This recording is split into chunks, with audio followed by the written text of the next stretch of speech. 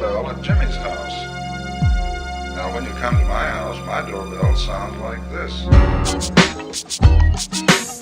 Hey, welcome to the People's Weekly. I'm Tim Best Bugs, and I'm here with Canadian Glenn. How you doing today, Glenn? Good afternoon. I'm doing okay. It's no longer colder than the North Pole here. It's back to seasonal, and it's actually it's been around the freezing mark for most of the week, so it's like you see people outside in shorts. Is it snowy or is it just cold?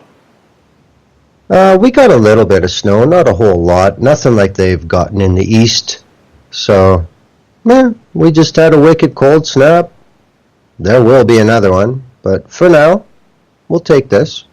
Yeah, I've been in New York and I was all bundled up, and these cats are walking around with shorts on and stuff, and they were like, "It's spring." I'm like, "It's snow everywhere." Yeah, I look really odd, I guess. It's all relative. Yeah. So, today, I guess, Steve and Nolan and all them couldn't make it. Nolan is dealing with illness. Actually, I have a terrible headache today, man. I've been dealing with the flu coming and going. And then Steve has a bunch of personal business and stuff, so I'm thinking they'll probably be back next week. So it's just us today again. We'll hold it down. Yeah, we've done it before. Me and Shagwell have done it before. The thing that sucks in all of them is the me part. Now.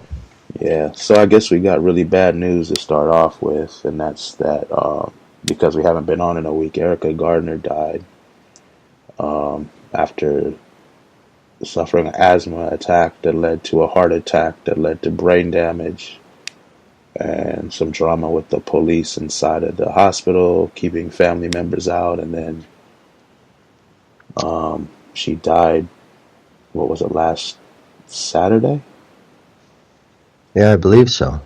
Yeah. So it was a terrible New Year's.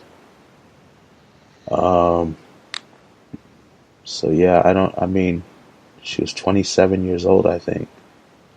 That's really young, and that tells me that she had to deal with a ton of stress and things that just destroyed her physically and emotionally and mentally.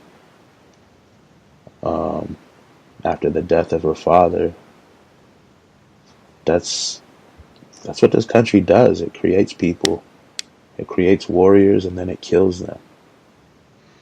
And it doesn't create warriors in the good sense of the way. It creates them by slaughtering their family members in sick ways and letting the murderers off to keep their jobs and walk the streets with guns and stuff. Well,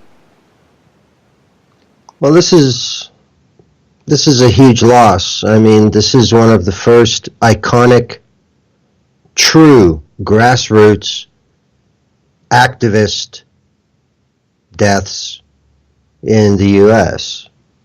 Erica Garner will be remembered for a very long time, and as well she should be.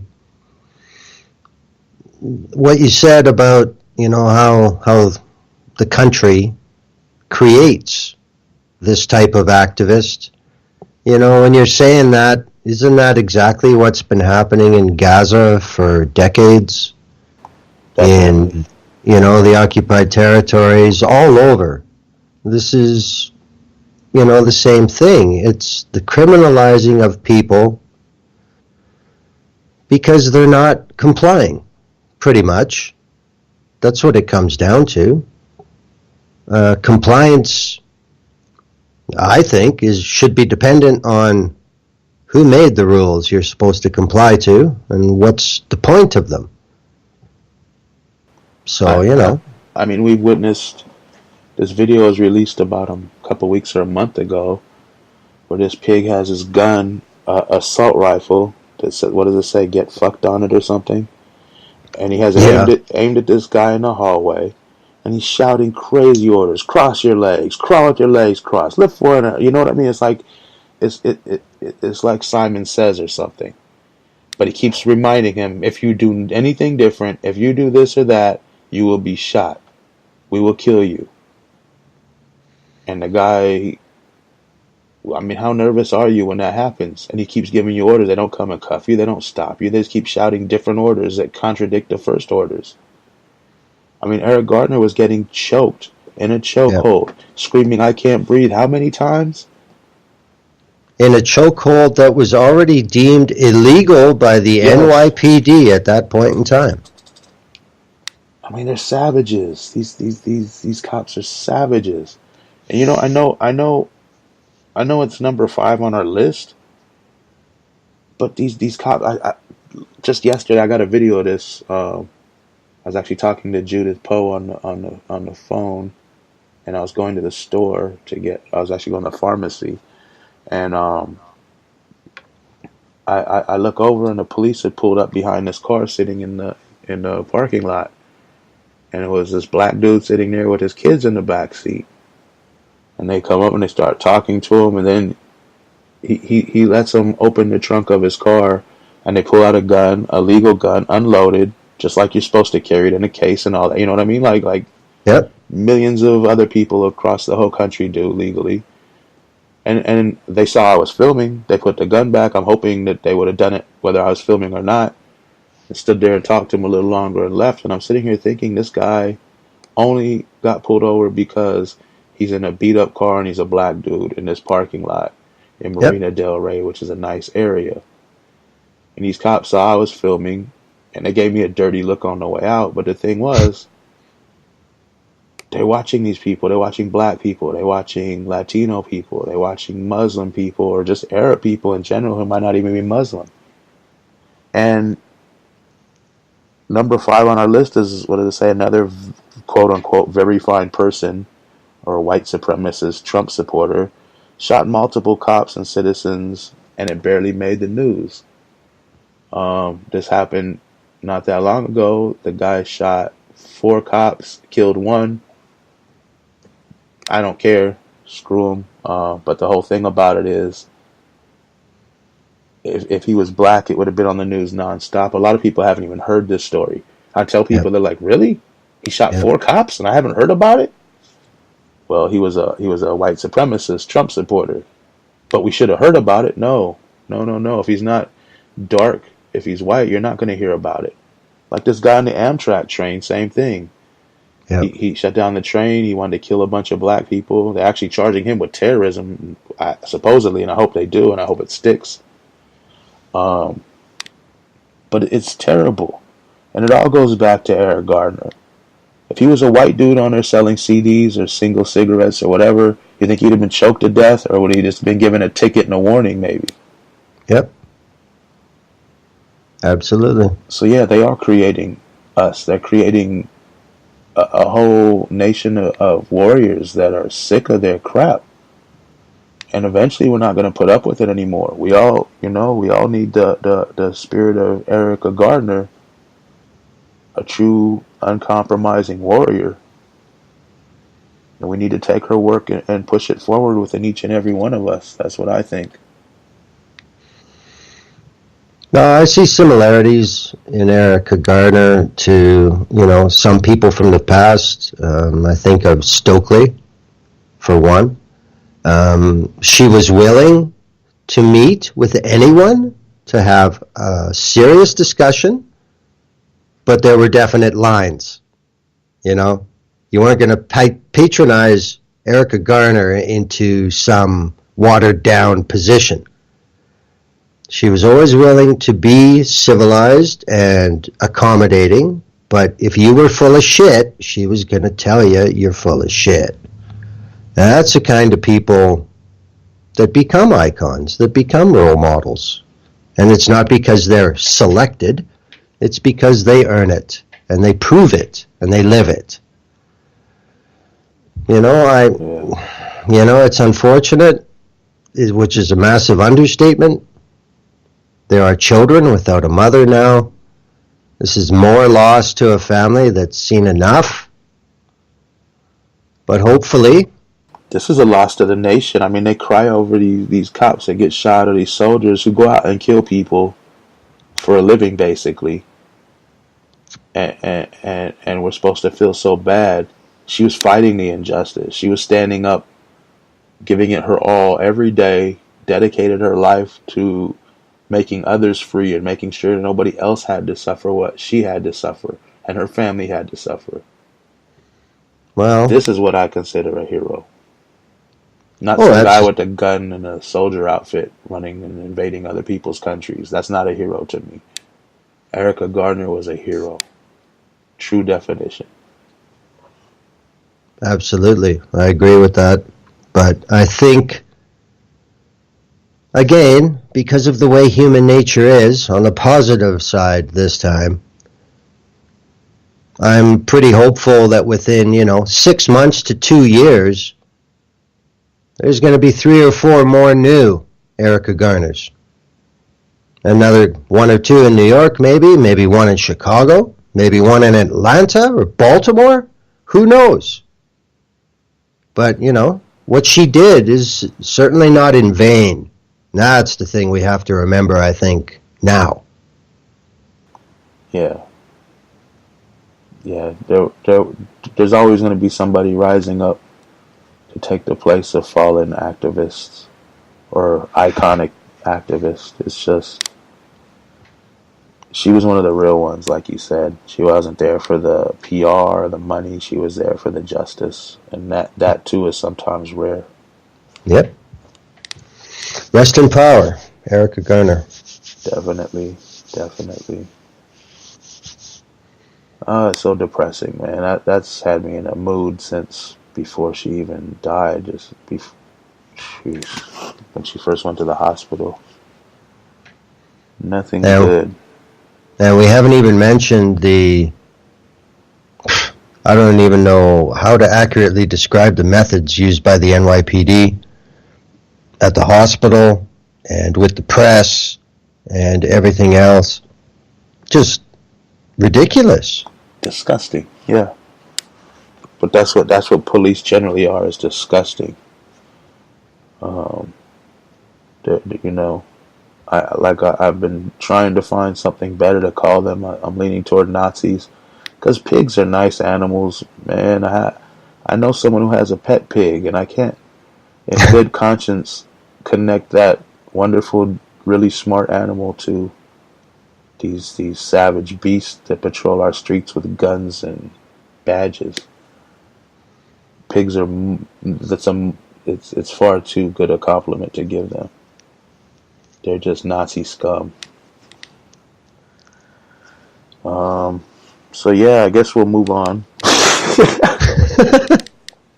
So depressing, and like I said, I'm getting over being sick, maybe getting sick again, and my head is pounding.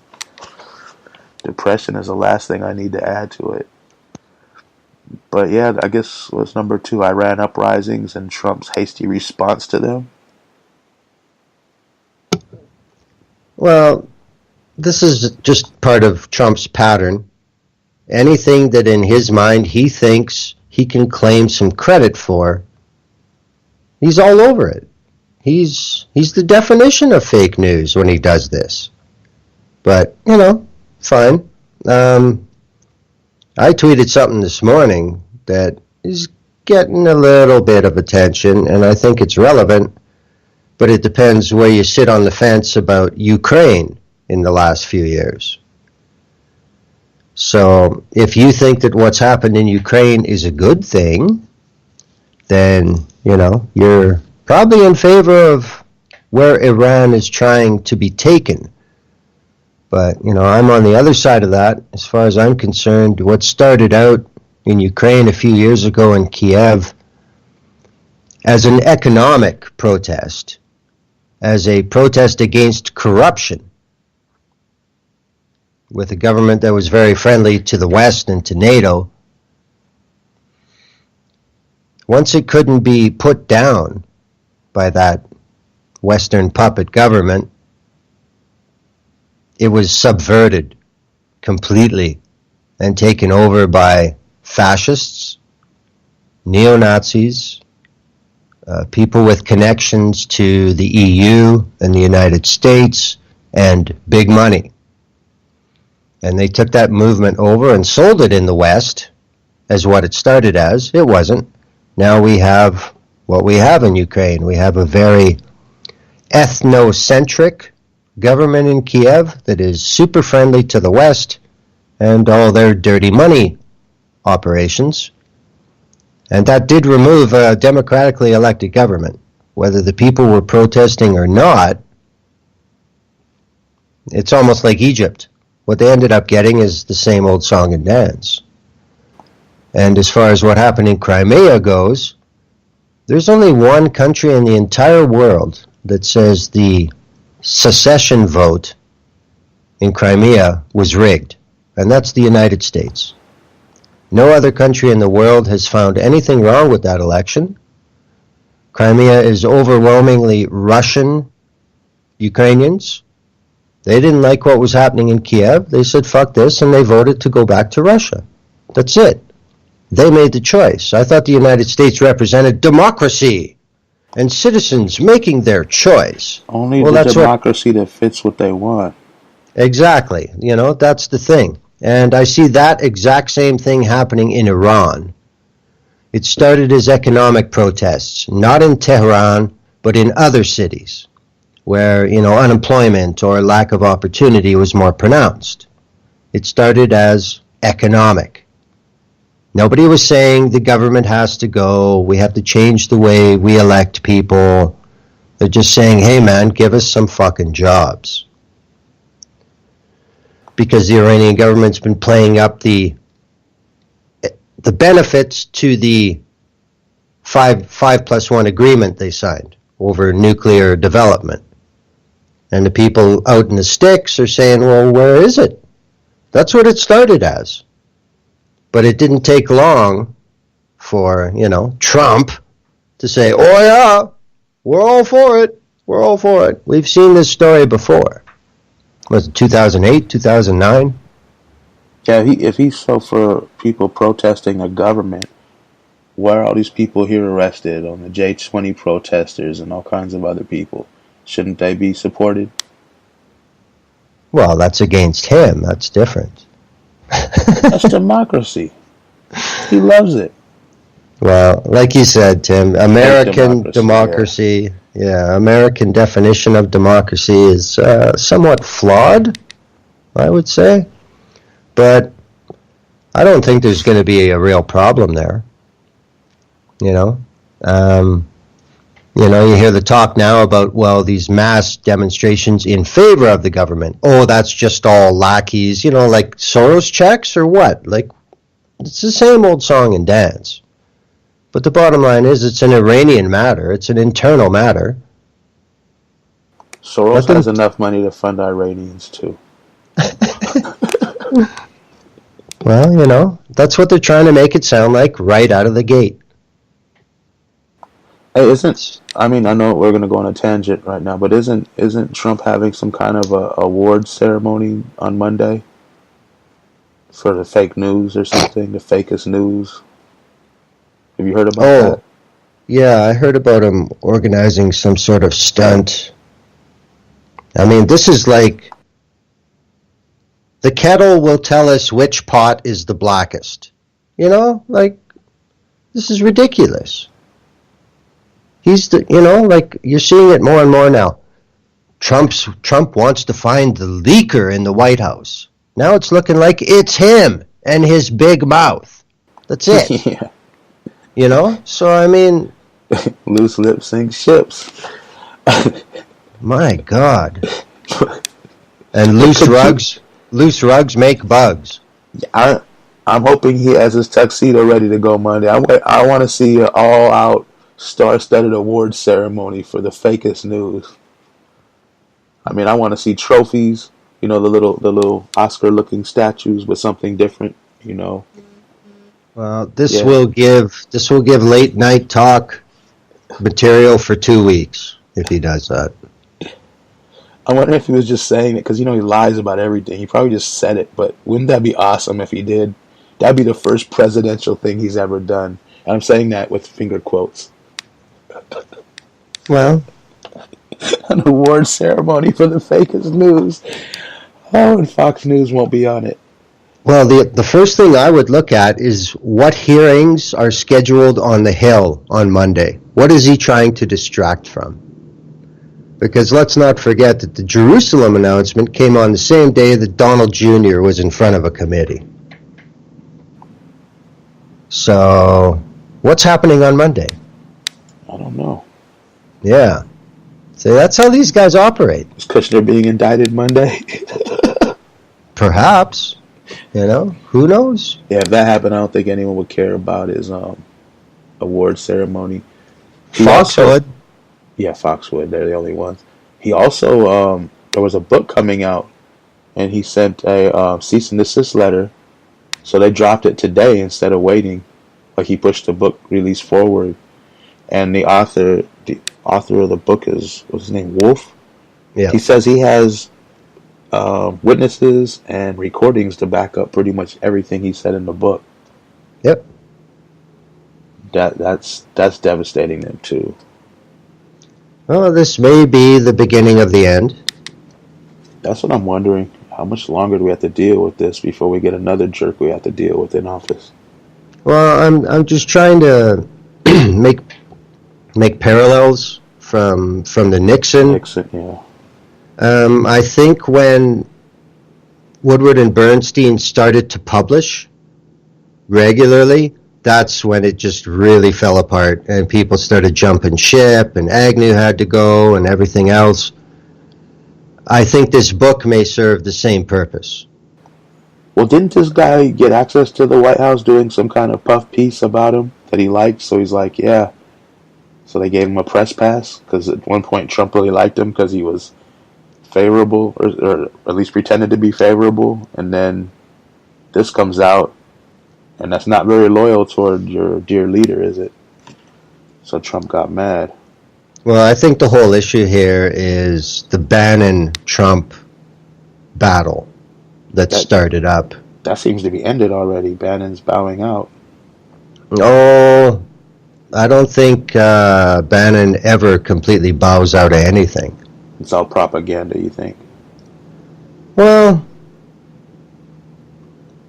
Bannon has just as big an ego as Trump. I think that's clear. And Bannon was the one who's taken the hit so far. And I think Bannon is not above trying to destroy Trump to get even. That's how hard these guys play. Yeah. Hopefully they'll destroy each other and take Pence and a bunch of other cats along with them. Well, it's possible. I mean,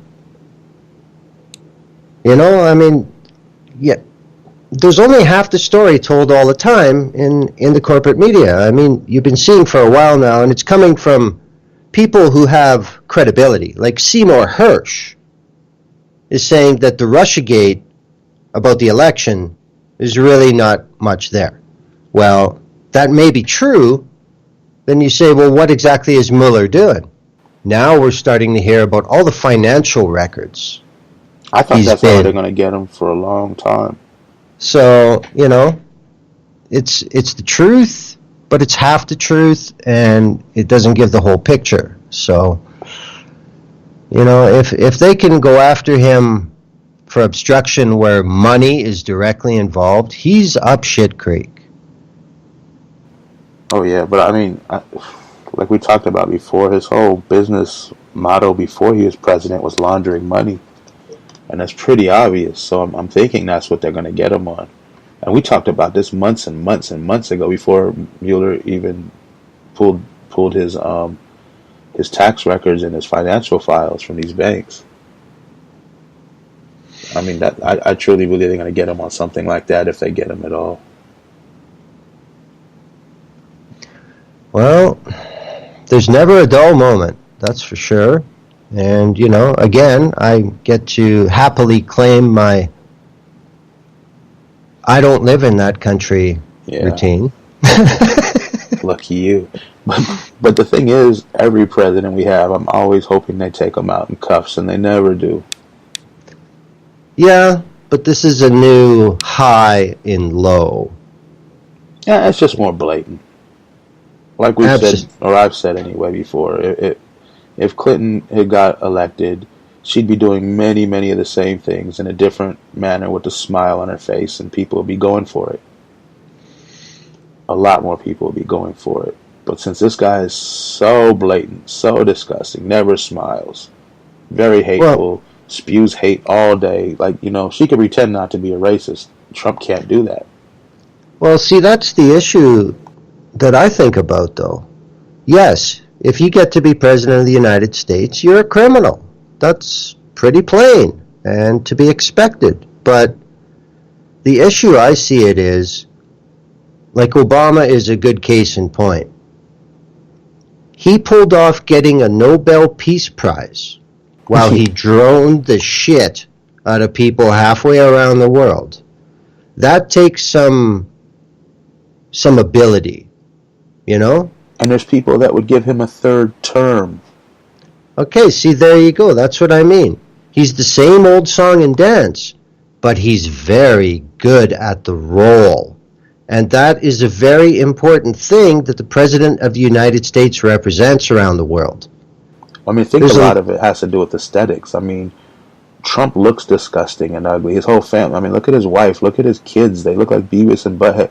I mean, they look mean. They look disgusting. Whereas Obama had a nice family. He looked, you know what I mean? He looked happy. He looked like somebody you'd say, oh, this is a nice guy, or I want this guy to be my neighbor. I want this guy to be my friend. Trump looks like somebody you would never hang around. You see what I'm saying? It's no, that's true. Sheer hatred, just sheer. I'm not saying that Obama's any greater. I mean, a lot of people are greater than Trump in some way, but they're both evil, murderous war criminals. It's just one did it with finesse and a smile and had a nice family. The other one has a bunch of money-grubbing weirdos around him that look just like him. No, I get that, for sure, and I agree. But, I mean, what I'm trying to say is, when the United States does what the United States does, and the president is someone who has a positive reputation, it keeps things within the boundaries. When you get somebody like Trump that comes in, and the United States does what the United States does, but now it's like the president is not the picture of the leading statesman. He's a fucking idiot.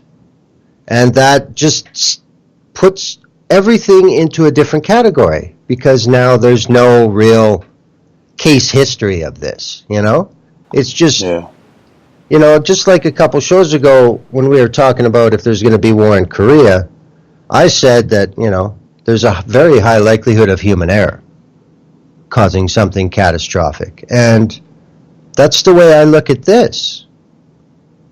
The person who's supposed to be the leading statesman in the world is not fit for the role at all. And that just, it changes the rules of the game. You never know what the fuck's gonna happen now. Yeah, every day it's like some new crazy stuff. And you'd be like, if you had said this was going to happen 2 days ago, I'd have said, no way. Yeah, that's true. That's true. Yeah, it's so way out. So way out. Oh, and I see you segue back off our tangents onto the topic with the Kim Jong-un and the North Korea thing being mentioned. Like just his tweet about that. I got a really big button, bigger button than you will ever have, or something. You know what I mean? I don't have the tweet right here, but it was just egging him on and threats, and like, you're threatening to destroy the world, you idiots. I don't see much of a difference between the insanity of either one, Un or Trump. The difference is, like I think you had mentioned before, Kim Jong-un can say, I'm not going to let you guys screw with my country anymore. Trump, what is he even tripping on? Like, he's just fueling the fire and fanning the flames. Okay, well, I think this is a good example because, like, okay, everybody saw that tweet. I was waiting for button pics, but they didn't happen. But anyway, how would Obama have responded to that tweet and said the same thing, but gotten a completely different reaction? He probably would have said something like, the United States is a world leader of the nuclear community. Any disruption or threat will be dealt with using means as necessary. That pretty much says it the same fucking thing. It doesn't say, my button's bigger than your button, my button works, your button sucks, fuck you. That's the difference. It's the same end message, but it's the way it's delivered now is so ugly, so primal, that it changes the environment. It's like, whoa, wait a minute, what is this now? And never mind the factual inaccuracy of it. There is no button, you stupid ass. Glenn, do you know how bad it's got in this country? Some guy on Twitter, I don't remember who I saw it in my timeline, I think it was yesterday, tweeted something that was a supposed page from, like it was so ridiculous. It was a supposed page from this book coming out about Trump, and it said when Trump first got in the White House, he asked why they don't have real cable or something. It's because there was no Gorilla channel that he watched, and then it went on to say how he sits on his knees and he only wanted to see the gorillas fighting, so the White House made this channel for him, and then re-edited it, took all the gorillas out, anything other than the fighting. Then he sat on his knees and watched it for 8 hours, a few days straight, cheering for the gorillas, talking about that's how you do it. And I mean, when it said he got on his knees and sat there for 8 hours straight, I was like, this is ridiculous. This is a joke. But the fact so many people retweeted that, believing it to be fact, tells you something about this guy. Well, it was just a super troll job, but like, wow. But this is the territory you walk into when you delegitimize all news sources. From one angle or the other, everything is fake and everything is true. Once people start to accept that, anything goes, man. Anything. Literally. Anything goes. And now it's all monetized. So there's a lot more motivation other than just pawning. This is about money now. Yeah. I mean, look at that idiot. Okay, here's a tangent. We'll try and make it short. Look at that idiot on YouTube going to the suicide forest in Japan and posting and laughing about it and all that. Yeah. I mean, how fucking idiotic do you have to be to think that maybe you shouldn't film that? Not stand there and think about it and say, well, yeah, I'm going to justify it because I'm a fame fag. Hate to use the word, but you know what it means. And that's all it was. He made the decision because he thought it would make him more popular. Yeah, a lot of stuff with these YouTubers lately is just ridiculous. But that's how you get Trump. Yeah. There are way too many people like this. I've often thought, what if Trump didn't inherit $200 million from his father? What if he didn't inherit anything? What if he was just a normal person with no money? And I think, what would he be? Would he be homeless? Would he be a cop? I mean, he'd already be dead. Yeah, but I'm saying, what would he be? He'd have to be something where it takes no brain power. So I'm thinking, cop. Would he just be destitute, doing nothing? Would he be just a worker somewhere? Like he's the lowest of the low. Like when you think of people's intelligence, like just think of all the people you know. Some are smarter than others. Some are smarter than you. Some are less. You know what I mean? But they're all. This guy's like just so. He doesn't know how many countries there are. He doesn't. He's like the inbred hillbilly, but he's from New York and he had a whole bunch of money. Yep. It's just like, wow, what would he be doing? What would he be doing if he wasn't? I mean, would you be scamming people? I don't know. There's something like he'd probably be a criminal. I don't know, or a cop. One of the two. Well, I think this is a valid thing that's probably going to come up as we go forward, but I think one of the big appeals to Trump is that most of these people who are run-of-the-mill, I don't want to generalize, but some of the phrases you see used are trailer park and stuff like that. There are millions, tens of millions of these people in the United States. And I think when they look at Trump, they see somebody just like them, with the same social graces, with the same worldview, that is getting away with what they would do if they were there. And, I always say it, people get the government they deserve. Well, this isn't something that's come up very much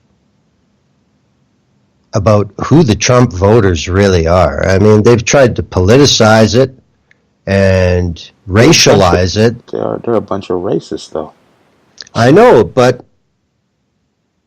in an election that was as close as your presidential election, you're going to get the polarized people voting red or blue. It's that middle ground where the difference is. It always is. Yeah.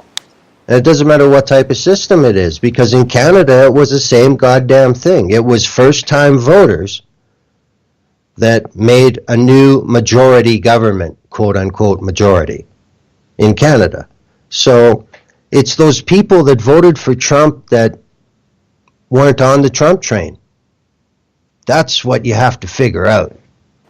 You know what, that's where Cambridge Analytica and all these other assholes are getting very rich.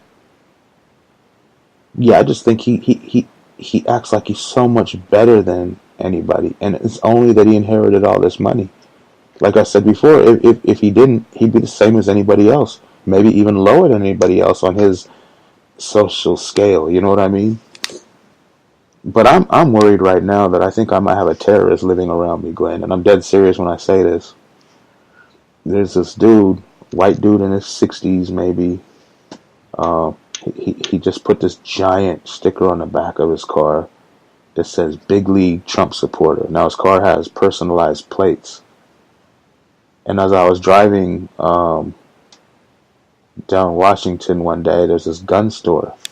I noticed his car's in the parking lot because I noticed the plates and the sticker. I was like, wow. I don't know. The Trump thing and the weapons scares me. It's like, what is he planning? What is he doing? Those two things together, it's like see something, say something. I don't know if I should do something or not. But I got my eye on this guy, like definitely. He sits in his garage with the door open doing something. Yeah, I don't know. I usually don't pay attention to anybody, but this guy's caught my attention now. Is this like Gran Torino gone bad, or what the fuck? I don't know what Gran Torino is. Oh, it was a movie. It was a movie with Clint Eastwood where he lived in L.A. and he was Get Off My Lawn Dude. Oh, I think I've seen previews for that years ago. Yeah. He was like an old racist guy or some Asian kid or something. Yeah. Yeah. No, he hasn't. I haven't seen him say anything, but I had heard stories that years ago he had some nervous breakdown, and he left these guns out by the maintenance area where the gardener dudes are, and he forgot his guns over there, and they had to take them back to him, and the police were called because they didn't know whose guns they were, and it turned out they were his, and he's like, oh, I just forgot them. So yeah, I mean, it's like some history with this guy too, as being like something weird. I don't know, man. It just, something about him makes me just really like cautious. Like I don't know if he's just gonna start shooting people one day or something. I don't know. Well, you're doing your duty as an American by keeping an eye on him. I guess, but wow, I shouldn't have to be like that. That's true. That's true. Absolutely. Like I said, everyone has guns. That doesn't bother me. It's the combination of all the American flags and stuff he has on his clothes, on his house, just a ton of them. And then you have the car sticker that big that takes up the whole back of the car. It says Big League Trump supporter and this big shield kind of thing. And then I seen his car at the gun store. I already kind of knew he had guns because of that story, but why does he need more? What's he planning? And that was a hell of a tangent, sorry. But informative. Yeah, I do. It just makes me a little... Oh, that makes sense, man. That makes sense. But as far as Trump and Kim and the nukes, look what's happened this week with, obviously the New Year's address from Kim Jong-un has worked, It looks like North Koreans are going to be in the Olympics. It looks their hotline is back working. I think it's very smart because, that was the thing with getting rid of that crooked government in South Korea. The new government is going to be back to what we saw maybe 10, 15 years ago from South Korea. They're interested in engagement. They're interested in moving towards unification. And that's not going to work with what's coming out of Washington. No. It's just... I don't know. He's like the guy that they're just egging on to fight. I don't know. It's ridiculous. Like we could end this fight here and everybody goes home, but then there's one guy that just keeps running his mouth and won't give up. That's what he seems like. Such a jackass, such a stupid little man Trump is. Well, I think on the bigger picture, too, it's not something you want to let die down because the Trump administration needs diversions on a daily basis. But you're talking about killing millions upon millions of people, man. That's the best outcome of nuclear war. Well, then that's one hell of a diversion you can't let go by. There are no limits with these people. They'll do whatever they have on hand. Because fuck everybody anyway. That's another difference, obviously. You know what? You just told me who Trump would be if he wasn't rich. Who? He'd be the angry gamer that swatted the other guy. That's plausible. That's pretty good, man. There you go. We figured it out. He's such a piece of crap. Wow. That's heavy. Yeah, but we figured it out. I had to think of what kind of sick, twisted, despicable person he would be, because we know he's going to be that, and he's dumb too. So you know what? I actually think he would probably be in prison. For rape. Serial rapist. I think he would be in prison for sexual assault and fraud. There you go. And 3 strikes. Later, Donnie. The swatting would be the 3rd strike. Yep. No, I think he'd probably be in prison anyway. Yeah. Because, to be a piece of shit like him and not have money, no, you're going in. Speaking of prison, let's get off this tangent that I started. In California and other states, Colorado, we have a crap load, just to say it mildly, of mainly black and Latino people sitting in prisons for weed-related offenses, marijuana-related offenses, selling, some just possession. And as of January 1st, it's legal in many states for recreational. And these people are in state prisons. They're not, they didn't hit federal crimes. Because federal crime, you have to have over 99 plants or so many pounds, and most people don't have that are sitting in prison for this. And I think that's ridiculous. People are celebrating it's legal, and they're charging 31% more tax here in California for it. So you're paying more, and people are still sitting in prison for something that now is totally legal within state law. That bothers me a lot. No, I think California is a completely separate issue for recreational legalization than any of the other states, because California by itself is the sixth or seventh biggest economy in the world. So it's not like Colorado or Washington, you know? Yeah. I mean, there's more people in LA County than both those states by a wide margin. So, But there's still people going through getting, that just got charged recently with it. well, I know, but that's what I mean. There's the prison industry that wants their billable sales.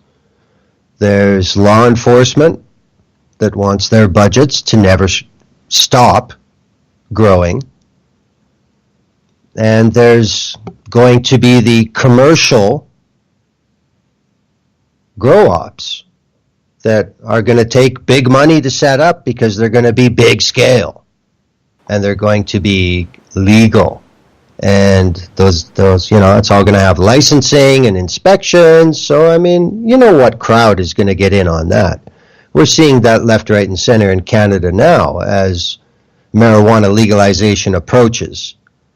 There's no less than 2 former cabinet ministers that are now sitting on boards of large commercial marijuana grow operations, and ex-cops, and ex-RCMP, and everything else.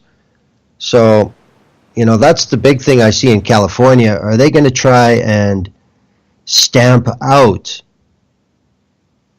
what's left of the illegal distribution infrastructure? And are they just going to police everyone into getting their weed at new sources that keeps the old money network going? That's what I'm scared of.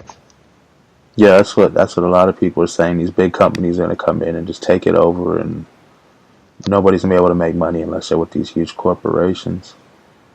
And then they're going to be able to name the price and everything. So people can do now is probably get some awesome mother plants ready to go and just hold them and make sure we all got clones, clippings, and seeds all the time. That's the only way to combat that, because they're going to try to outlaw eventually any kind of growing, unless it's within. Because right now I think we can grow 6 plants or something that could be blooming at any time, and that's how it was when it was medical before too. So I assume eventually they'll try to kill that, like where cultivation is illegal altogether. I would see it going exactly where the laws on alcohol are. If you want to make, 60 bottles of beer in your basement, sure, go ahead, whatever. You can't sell it. You can't distribute it outside of friends and family.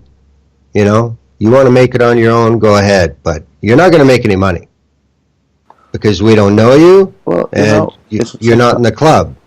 For someone like me, it's not so much about making money as saving money. You're not handing them money. You can grow your own. Yeah.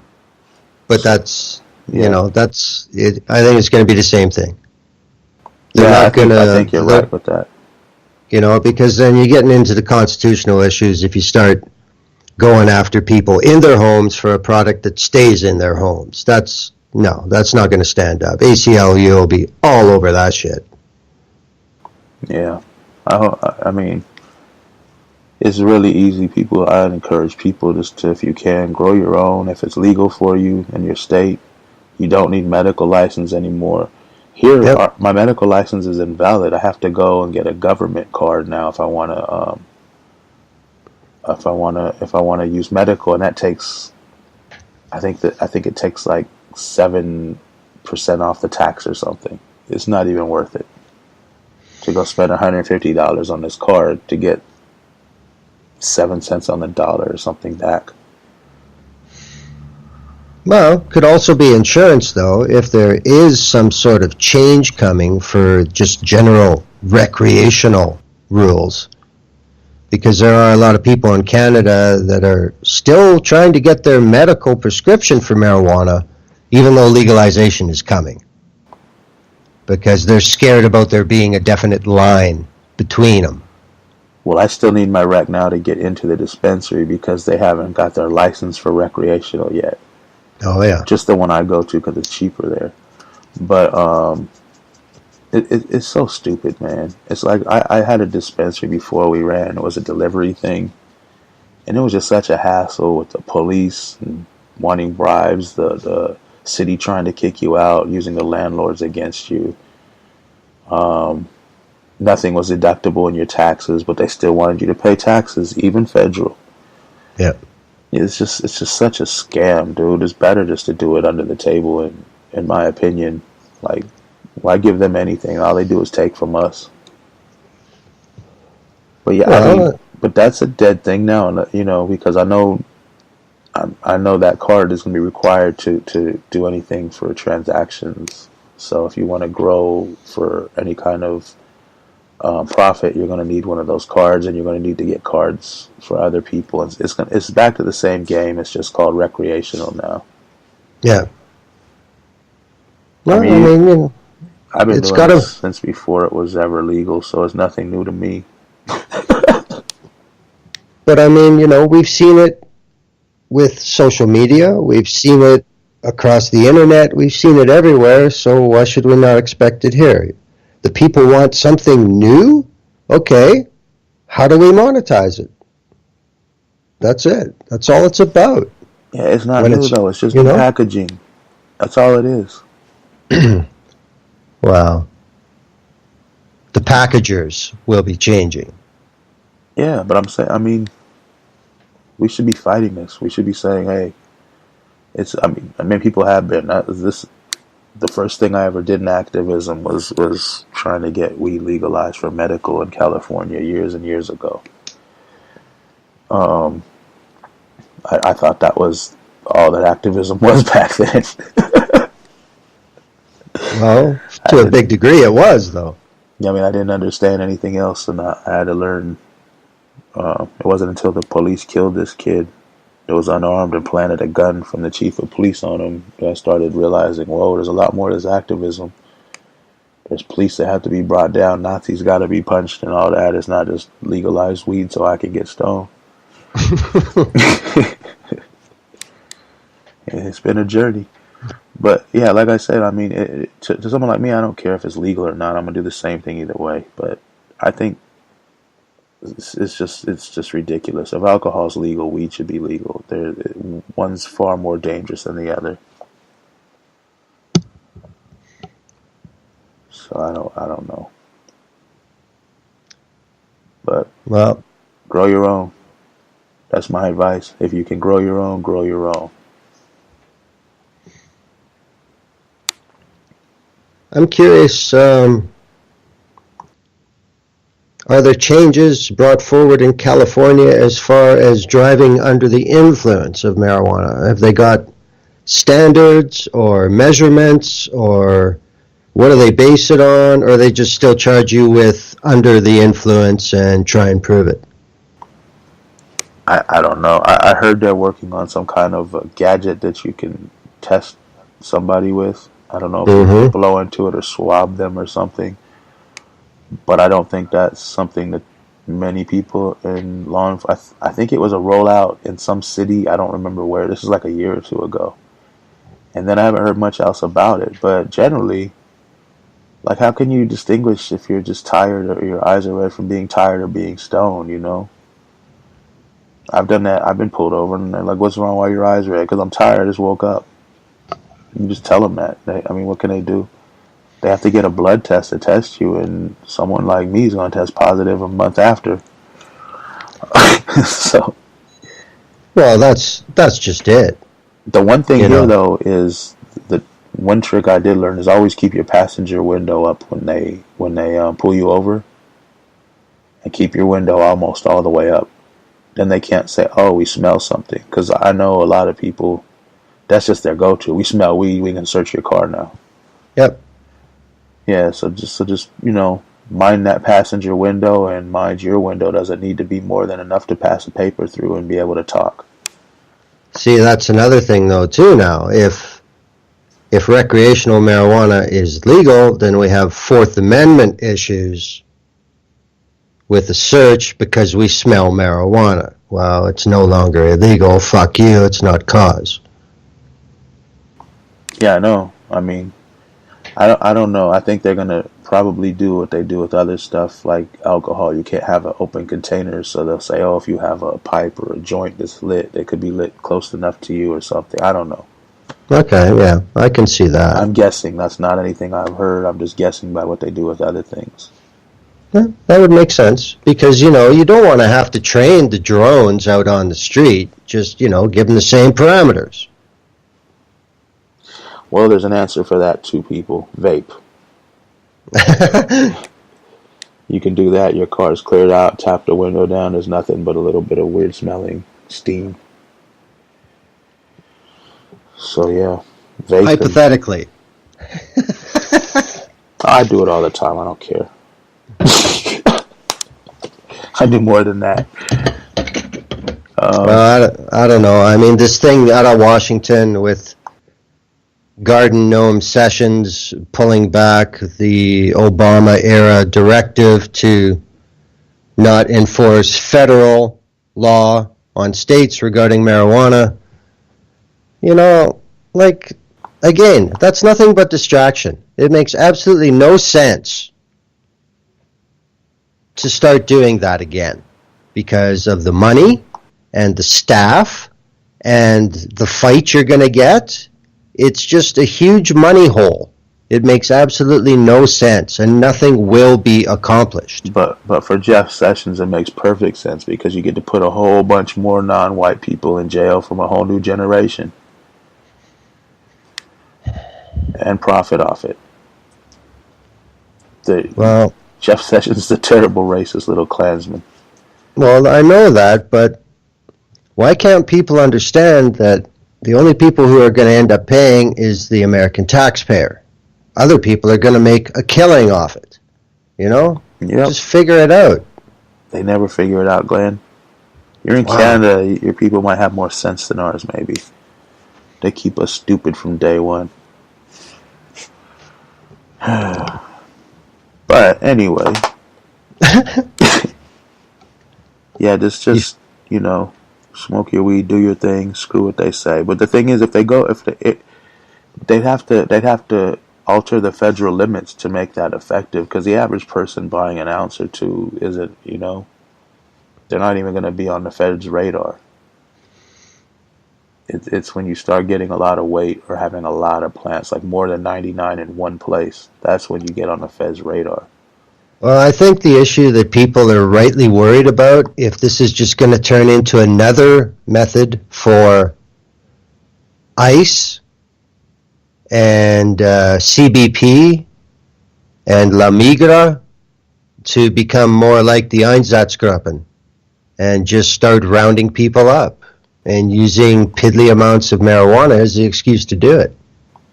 Like a week or two ago, we talked about, I don't know if you were on the show or not, we talked about how they're trying to give local police the jurisdiction to act like ICE agents and be able to stop people and ask for their papers.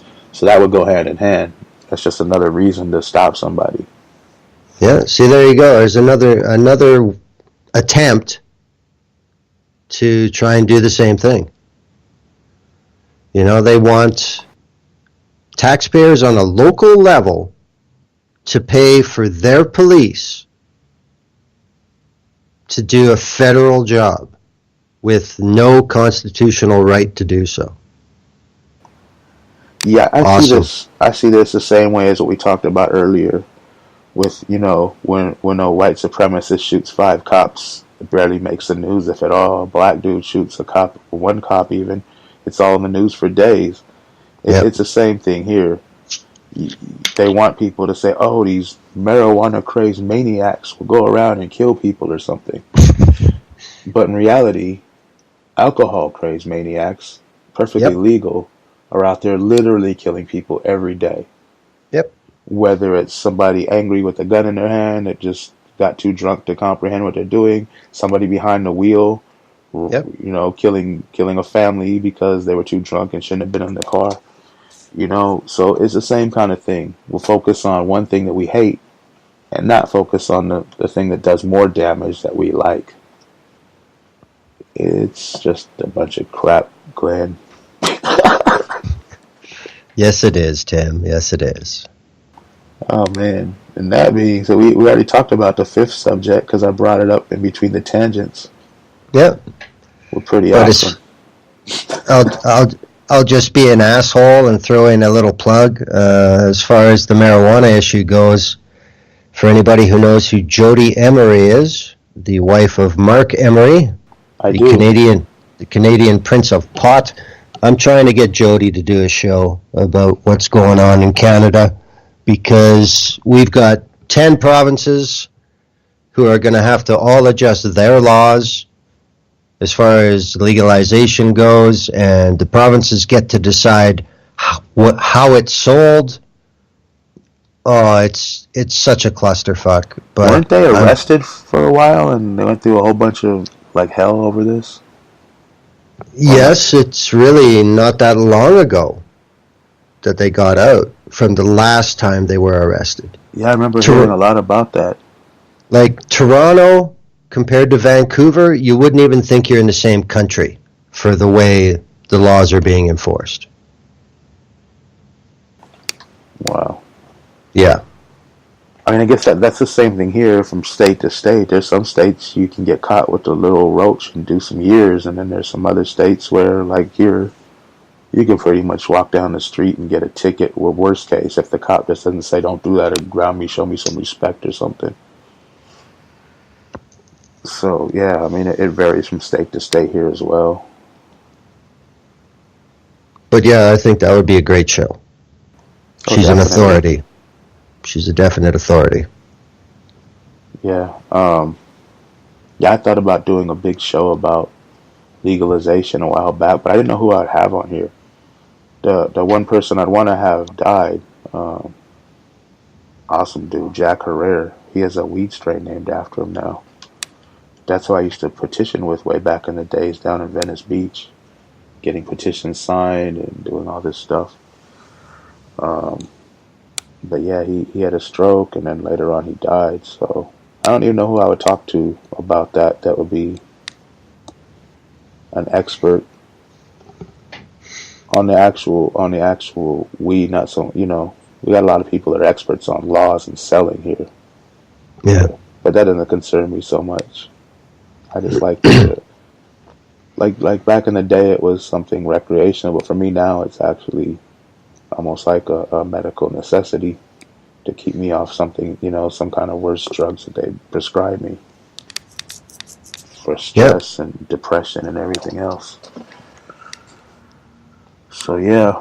But then on the other hand, here in Canada, you know, if you go online, even right now, before this change in the laws is supposedly going to happen, anybody who's the age of majority can go shopping and e-transfer, and it comes in the mail. And, you know, it works. Nothing happens. So, you know, I mean... Here you can do it. It's just crossing state lines is a little sticky, like mailing something out of state. But within the state, I know people do it all the time. I know people do it out of state, but it is more of a risk because it becomes federal, depending on the state. Yeah, but I mean, you know... That's how it should be. You should be able just to, you know, have a mail order business. I mean, you can buy beer over, you can buy wine over there. What's the difference? I mean, I can go online and order a case of wine right now. But this is in the same country where the Emerys get busted over and over and over again in one part of Canada, and then businesses like this are online, you know, saying the only qualification we have is you're of legal majority. And the first time you order, I believe you have to send them proof of your age, of your birth date. Oh, and then they keep. not even medical, just your age. Yeah, Oh wow. that's it. Yeah, that's it. You can't be a minor. That's it. Otherwise, this is what we got. Have at her. Yeah, because here it's changed a lot. Because I remember back in the day, it would cost like almost $300 to get a doctor rec, and you had to Mm-hmm. go to a real doctor. He'd check you out. He'd want to see your files.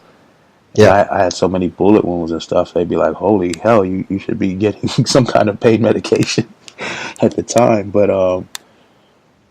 now it's like you just go to a little room, and they're handing those things out like candy. You just fill out the paper, go in, and get your. They'll say, "Oh, you're sick somehow." Yeah, okay, whatever you say, they believe you and give you a thing. So it's changed a lot, and it, it, I'm a firm believer that medication should be free, even or at least accessible and affordable to everybody. Even medication they give you from the doctor. Yeah. There shouldn't be people that say, "Oh, I have cancer, I can't afford the medication, so I'm gonna have to die," or "I have AIDS, I could live a life, for a lot longer, but I can't afford the medication, so I'm gonna have to die," or "I have this or that," or MS or whatever. You know what I mean? That shouldn't be in the thing. And for some people, like me, this is my medication, so I believe Yeah. it should be accessible. When we had our dispensary, we would give people ounces. If people that didn't have a lot of money who had cancer or verifiable people, not just random people, they'd always have free stuff if they couldn't afford it. And if they're really sick, we give them a cheaper price. I don't see these dispensaries doing that. It's all for profit now. They Exactly. need to realize, recreational or not, to some of us, it's actually medicine. Some of Yeah, our but lives will be a lot worse without it. but that's not their focus at all. It's not their intent. Their intent is money. Well, so is mine. It was a business, but you still, you're selling medicine. And as selling medicine, with my philosophy, if someone can't afford medicine and needs the medicine, they should have the medicine. Yeah, but they don't even see it as medicine. It's just a product that they're making good money on. That's it. I Yeah. mean, how do other how does big tobacco still sell what they sell? How does Anheuser Busch sell what they sell? Look at the numbers. You know, they don't care. Yeah. But You know, well, alcohol has some medical value for anesthesia or whatever. I can't think of the word I'm looking for. Pouring it on your wounds, oh yeah, antiseptic. yeah. But cigarettes don't have any medical value. Nope. I'm saying this actually does have a medical value, and it's been proven. Like people who are nauseous from chemo can smoke or eat it or drink a tea and have the nausea taken away.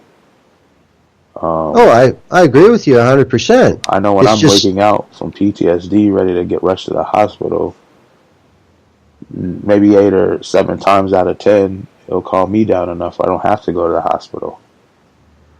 It's really, it helps a lot of people. And anyone who says it doesn't is just full of crap or believing some false propaganda. I agree. I agree 100%. But that's how it should be judged and measured. But it's not. It's only judged and measured on who's going to make the money. It's sad. It's the same reason that, there's I think it's one of the most popular HIV medications that basically prevents people with HIV from dying. And it's over $60,000 a year. I don't know who can afford that. Well, that's the whole point. If you can, okay. They're not interested in medicine or helping or... It's money. It's disgusting. It is. You know what? We're not going to even do these shows. And these shows are now going to be 2 minutes. We're going to come on. We're going to say our governments are disgusting, punch a Nazi, and capitalism is destroying our lives. That's it. That's because it ends the same way every time. Without saying it, that's basically what we... Fascism and capitalism destroying our lives. That's what it boils down to. Without capitalism, weed would be a beautiful thing. well, without capitalism and government restrictions because of previous racism. Well, I think If anyone doesn't believe that, look into the history of why weed is illegal now. A lot of it has to do with who was smoking it back then, who it was affiliated with. yeah. Um, but Well, yeah, I think this is just a great time to bring everybody up to speed and understand that it's out there. You'll see it from time to time. Hashtag Meteor Strike 2018. Meteor Strike 2018. That's Oh, about the quickest way we can fix all this. It's not a very positive result, but it'll be fixed. talk about final solution, huh? Well, I mean, there comes a point where, you got to say, do you want to put another quarter in for another game? No, I'm good. I don't have a lot of hope for future generations if we don't start really, really fighting hard now. Well, we'll And see. training future generations to fight hard. Like, the fight can't stop. That's what happens. They give us a little bit, we fight. They give us a couple inches, and we're like, whoo, okay. Then everyone mellows out. We could keep fighting and end this, but we're gonna mellow out and take their consolation prize. It's ridiculous. This is a fight that doesn't need to stop. Anytime something goes and you see corruption or you see the government heading in a way that's not in our best interest, the fight should flare up and they should be terrified to do anything wrong. But for some reason, that hasn't happened yet. Well, I just want people to think about one word that I think gets completely misused most of the time. That word is reform. Look at the word. Form. Okay, do you like the form of our government? Do you believe it can be somehow magically fixed the way it's set up? That it will somehow become fair and transparent? That's form. Reform. So you're just going to move shit around. Like you're going to move the deck chairs and the band played on? Reform is not change. Just restructuring. It's repackaging. That's all it is. People have to understand that. Yeah, you got to kind of like beat it with a hammer into a billion pieces, sweep them up, throw it in the trash, and then create something better. That's the only way. And like I think before on this same show, we say the same thing a lot. I gotta come up with a new slogan. But yeah, we always say, forget resist. It's about all the D's, the deconstruct, decolonize, destroy, disrupt, dismantle. It has to be done like that. If you want something better, you want something new, you want something in our favor, you're right, Glenn. You can't just restructure it, re-put it together, refashion it from the old pieces of what it was. You have to destroy it, blow it up. Not like I'm planning a bomb attack. I mean just metaphorically. Destroy it and start over and create something that the people are happy with. Well, there's only been one successful case study that's relevant to where we are now. And unfortunately, it's a country, but the entire country is about 350,000 people. And that's Iceland. But they did it. Yeah. And they did it pretty fast. But again, that's got to do with their size. But, people have to understand, when the crash happened in 2008, imagine Social Security in the U.S. like losing half its value. That's what happened to Iceland. And they said, wait a fucking minute. And they went after their own government, made them resign. The president went to jail.